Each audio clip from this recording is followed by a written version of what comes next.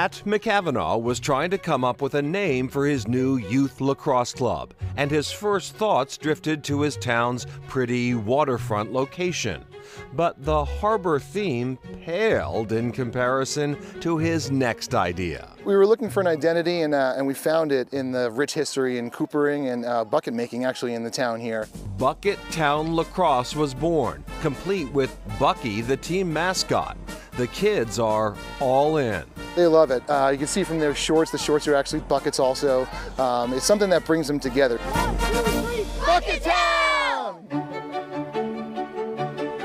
Indeed, this town claims to be unsurpassed in its bucket-making prowess. Could any other town have been Bucket Town, or were you special in that way? We were special in that way. We really did shine in the area of buckets. Deirdre Anderson of the local Historical Society reports that in 1800, there were no fewer than 60 coopers, or bucket makers, in this one small town. The demand was that great. Think of it as the modern day Tupperware, where they held solids, they held liquids, they were used for farming, they were used for storage inside the house.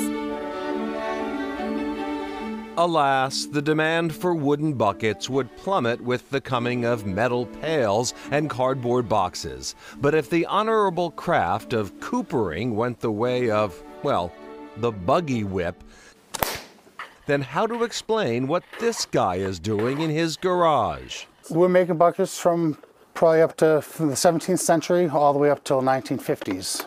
I had the trade from my grandfather, passed it down to me, and here I am today with a bunch of buckets just waiting to be sold.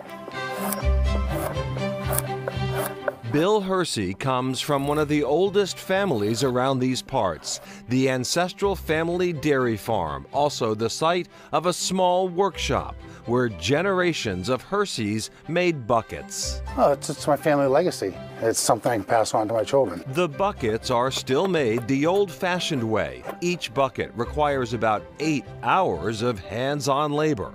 Small wonder, Hersey is just about the last cooper still plying the trade. Yes, I am.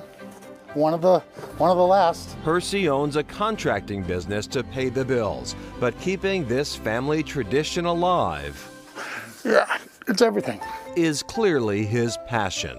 It means a lot to me.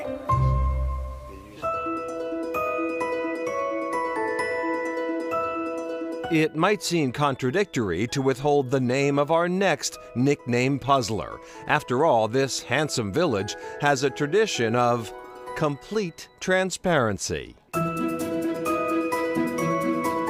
Welcome to Glass Town, where glass is so highly esteemed, it's got its own museum.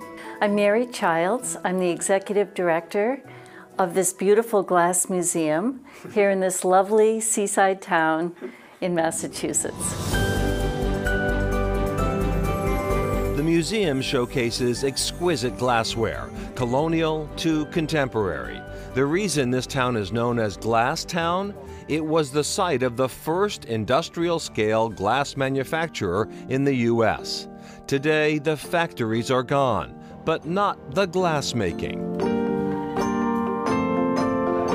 I grew up in my whole life, and it's just weird that I ended up being a glassmaker in Glass Town. David McDermott says he was just a clueless teenager when he first witnessed someone working with a blob of molten glass. I had no idea how glass was made, whether it was mined, whether it came off of trees. And to see that happen in front of me, my jaw hit the floor. 51 years later, my jaw is still on the floor.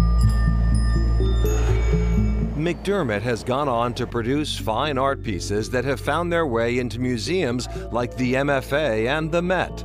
But make no mistake, this is a team effort.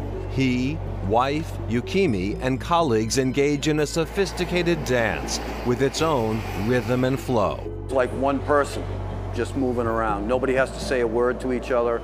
That's half the pleasure of working in glass, is having everybody work together. It can get to the point where you almost get giddy. I hate to sound like Lou Gehrig, but I am the luckiest human being on the planet. Just absolutely lucky. Well, Love that. And sand is a key ingredient in the manufacture of glass, and Glasstown is a seaside location. However, the local sand contained too many impurities to be good for glass making, so the seaside industry had to import its sand from the Berkshires and New Jersey. Coming up, when the nickname starts with worm.